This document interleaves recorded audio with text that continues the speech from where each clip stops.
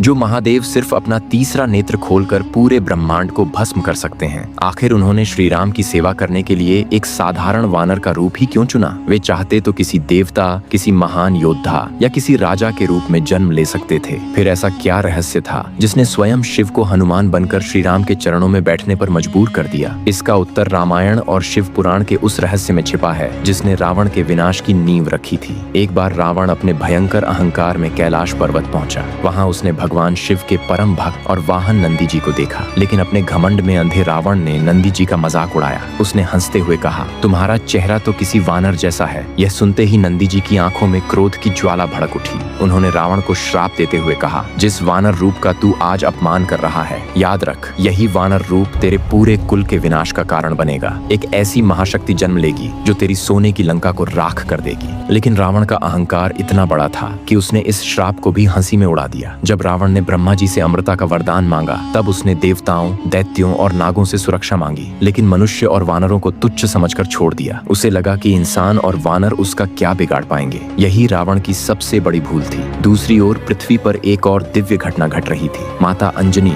जो अपने पूर्व जन्म में स्वर्ग की अप्सरा पुंजिक स्थला थी, एक श्राप के कारण वानरी रूप में जन्मी थी। उस श्राप से मुक्ति पाने के लिए वे अंजनाद्री पर्वत पर वर्षों तक कठोर तपस्या कर रही थीं। उनकी एक ही इच्छा थी, स्वयं महादेव उनके पुत्र के रूप में जन्म ले। उधर जब भगवान विष्णु ने रावण के अंत के लिए श्री राम के रूप में पृथ्वी पर अवतार लेने का निर्णय लिया, तब महादेव का हृदय अपने आराध्य प्रभु की सेवा करने के लिए व्याकुल हो उठा। शिव पुराण के अनुसार महादेव स्वयं श्री राम की भक्ति और सेवा का सुख प्राप्त करना चाहते थे, लेकिन प्रश्न था वे कौन सा रूप धारण करें। तभी नियति ने तीनों घटनाओं को एक सूत्र में बांध दिया। नंदी जी का श्राप, रावण का अहंकार और माता अंजनी की तपस्या। इन्हीं तीनों को पूर्ण करने के लिए भगवान शिव ने अपने 11वें रुद्र अंश को वानर रूप में प्रकट किया। वही दिव्य रूप आगे चलकर हनुमान कहलाया। महादेव ने राजा का रूप इसलिए नहीं चुना क्योंकि राज सत्ता के साथ अहंकार और मर्यादाएं जुड़ी होती हैं, लेकिन एक वानर पूरी तरह स्वतंत्र होता है। न छल, न घमंड, सिर्फ प्रेम, भक्ति और समर्पण। हनुमान जी ने अपने जीवन से साबित कर दिया कि सच्ची शक्ति विनम्रता और सेवा में होती है। यही कारण है कि स्वयं महादेव ने श्री राम की सेवा के लिए वानर रूप धारण किया, ताकि वे अपने आराध्य प्रभु के सबसे बड़े भक्त और सबसे महान सेवक बन सकें। अगर यह दिव्य रहस्य सुनकर आपके भी रोंगटे खड़े हो गए हों, तो कमेंट में पूरे भक्तिभाव से जय श्री राम जरूर लिखें।